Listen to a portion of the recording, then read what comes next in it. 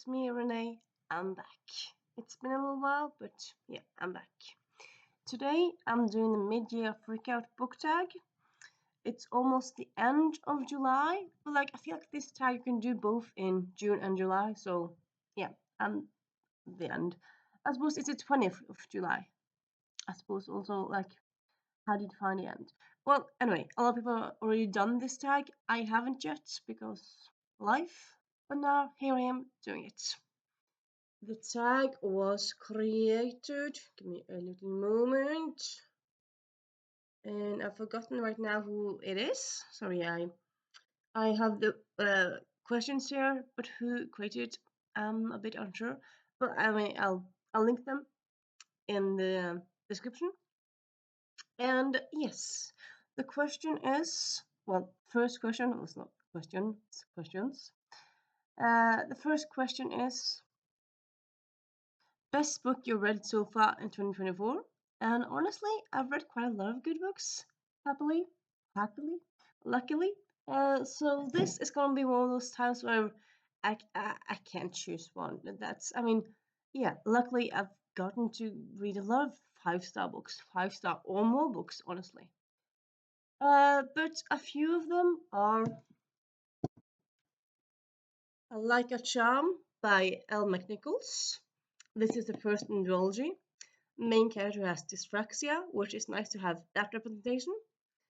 And it's just a great book about being an underdog and outcast. And yeah, I love it so much.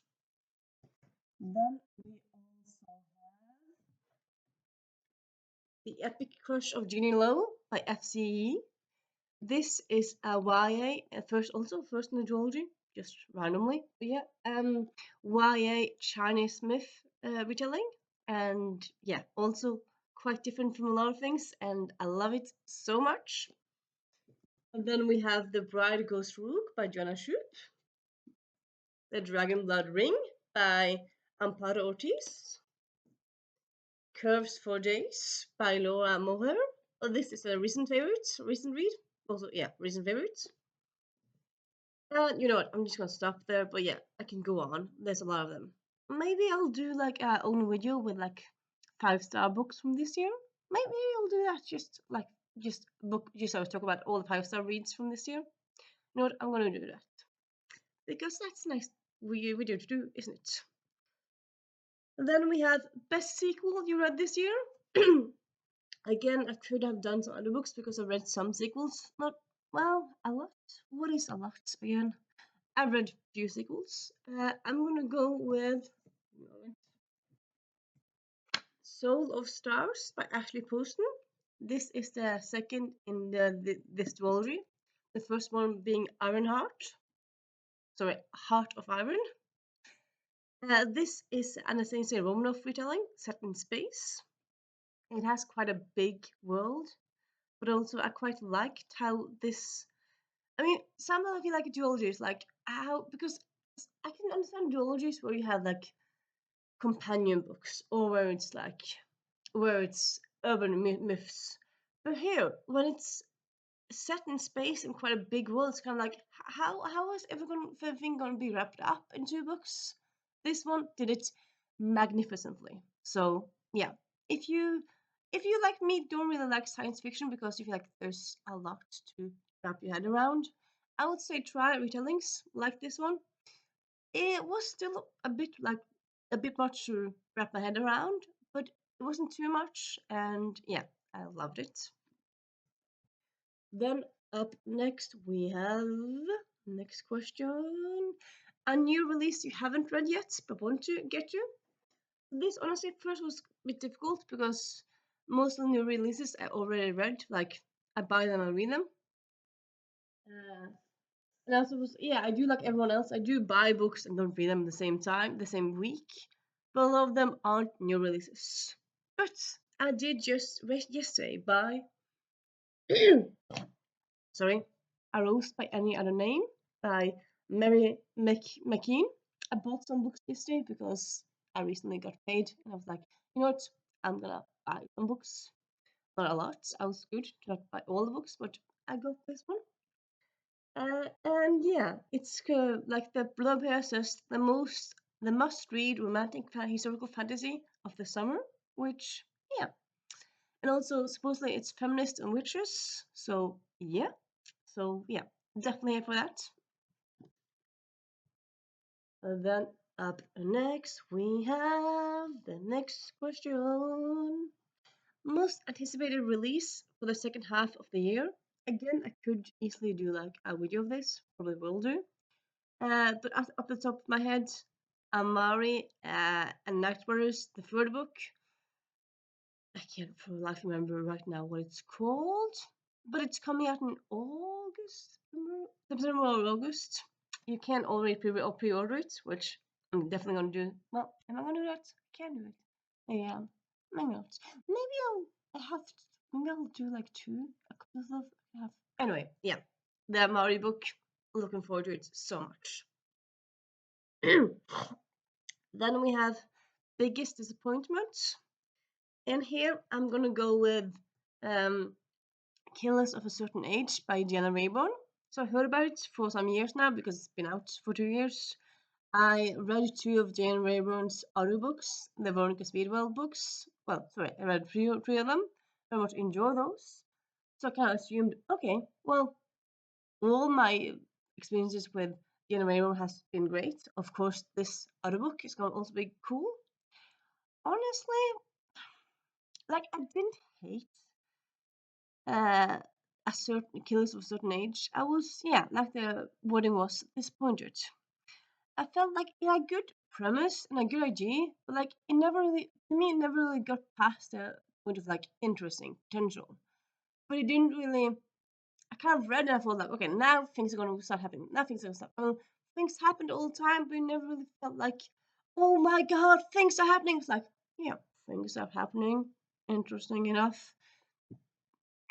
Honestly, though, I also kind of feel like maybe if they did a movie of this, it would be very cool. As a book, it kind of felt like it scratched the surface, but so much more could have been said. I think I heard that this is going to be the first in a series, but honestly, I'm really not that compelled to read more in the series. Though I suppose I might pick up the second book because maybe why not? Like it's not going to be the worst experience in the world, but yeah, I'm not going to anticipate the sequel. Put it like that. I'm not. Have some water here, so I have to hydrate. Yeah. Then we have the next question, which is, I believe, big surprise. Again, a bit difficult to say, and also like I suppose biggest surprise could be both like surprise in a good way or bad way.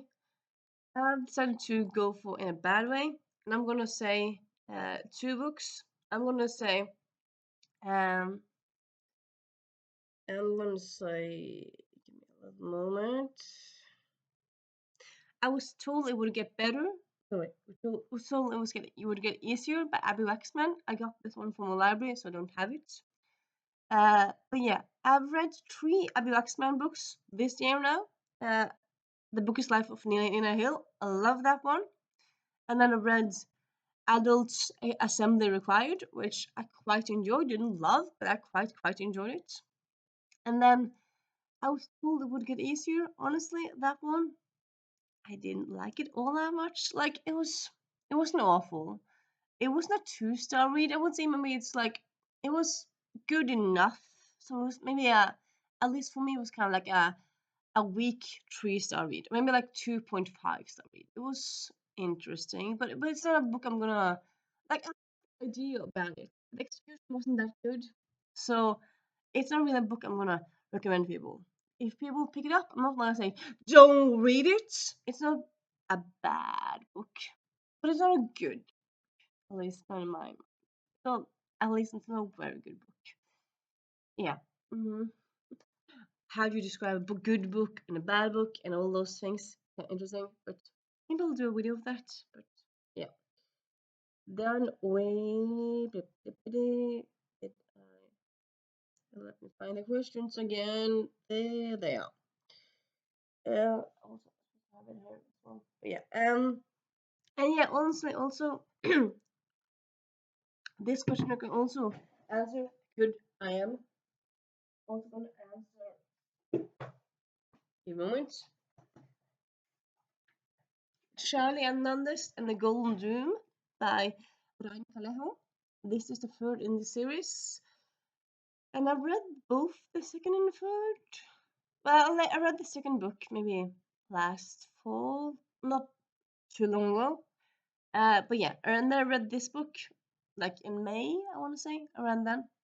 And honestly, I didn't love it. Like the first and second book, I loved so much. This, I felt like it had some good, like it had one new interesting character, but the plot overall was like, yeah, I suppose it happened.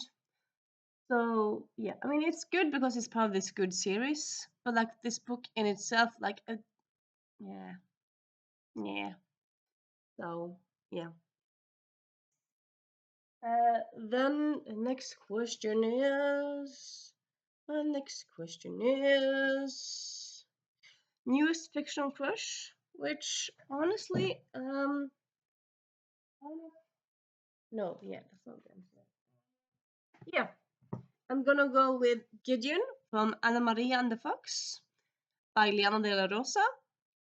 I mean, Gideon, he's just a cinnamon bun. He's just a lovely man. Like he from the get go, he kind of very much wants romance, but he kind of is more focused on his work. But he's not like a bad boy at all. He's just yeah, he's idealistic and it's just so many good words to name about Gideon, and yeah, I just love him so much. Right. So then we have, come on, newest favorite character. Do I have um? Okay, I'm gonna say Nina Hill from the book Life of Nina Hill. I could also answer it for other. Yeah, I'm gonna use it for here. Yeah, Nina Hill is kind of like me, I suppose, in a way, because she loves books, she likes pop culture, she loves the quiz, which I do in all those ways. She does not like sports. She likes buses and doesn't love to drive. Well, I suppose me loving to drive would be weird because I can't drive. Nina can, but she doesn't really do it often. And yeah, Nina and me were very similar. And yeah, love her. Then we have the next question, which is book that made you cry. Here I want to say War of the Bastards by Andrew Schwartz. This is the last in this trilogy. I read them on audiobook, so I don't have a book. Maybe I'll buy the books. But yeah, they're great on audio. But yeah, it's I cried because it's the last in a series, so it's at least with me often when it's the last in a series, I end up crying a bit because it's just so emotional to finish the series. But also because of the plot in the book, because some sad things happened, and also I suppose a bit of like happy cry now and then. Yeah, I did a bit of a happy cry at the end in the epilogue. So yeah, War of the Bastards by Andrew Schwartz, amazing series you should check out.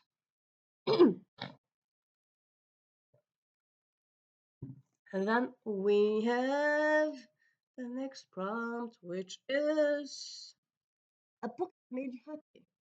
Yeah, here I was kind of thinking of using Nina Hill. I'm going to use one of the other ones. I'm going to go with, Curves for Days by Laura Moher. Because, yeah, this book was just so lovely.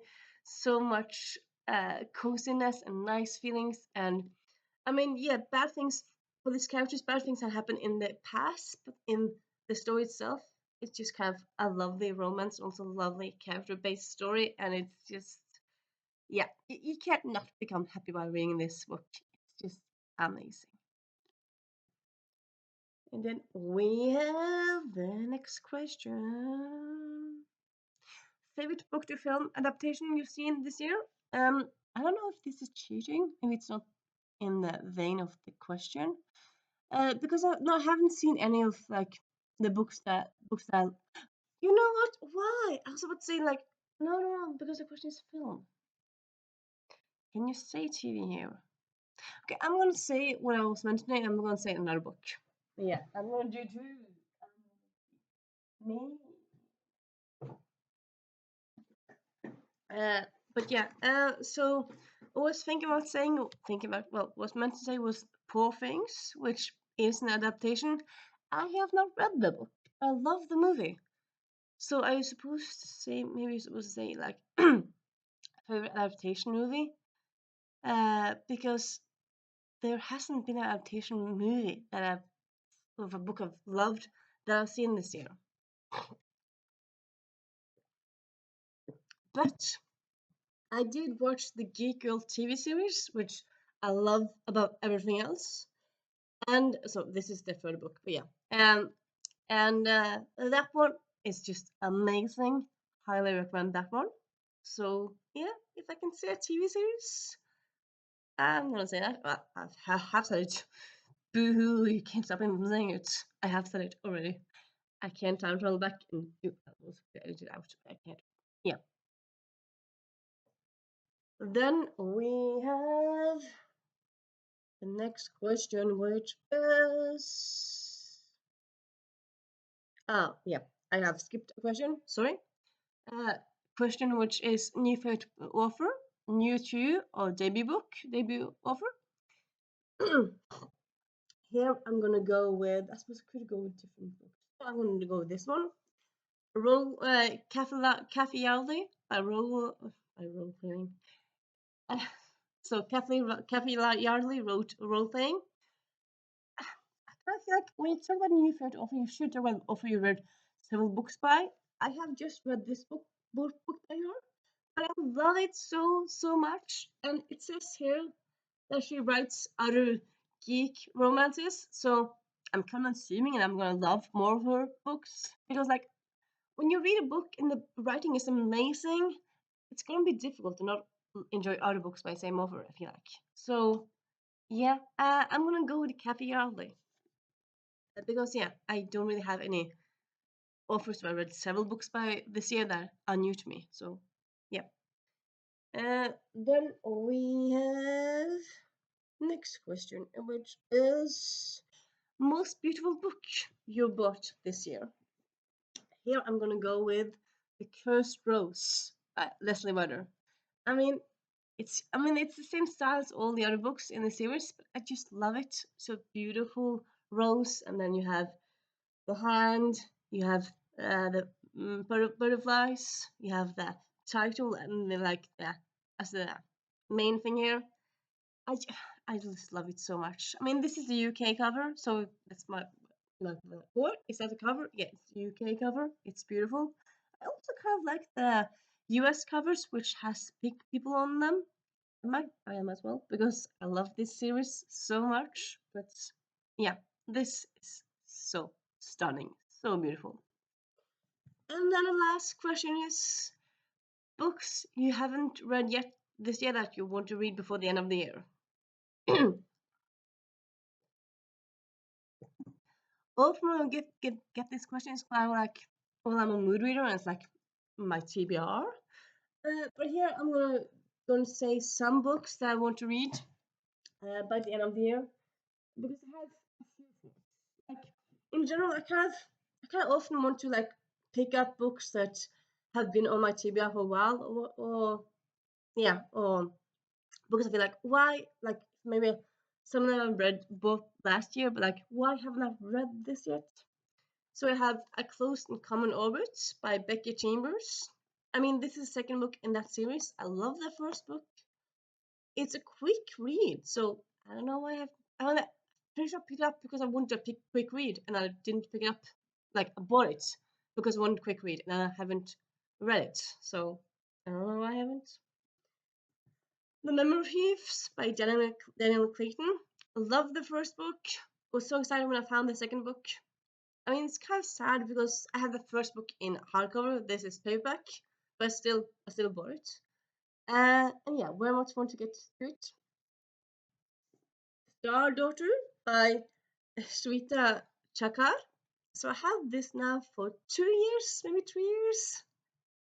Haven't read it yet. It's supposed to be based off Indian mythology, but also Stardust, which I love Stardust. I don't know why I haven't read it. I'm just checking. Yeah. Then we have a Sword Stone Table, which is an anthology book. I believe I have read one book, one story. Maybe not. I've started one of them. I don't remember.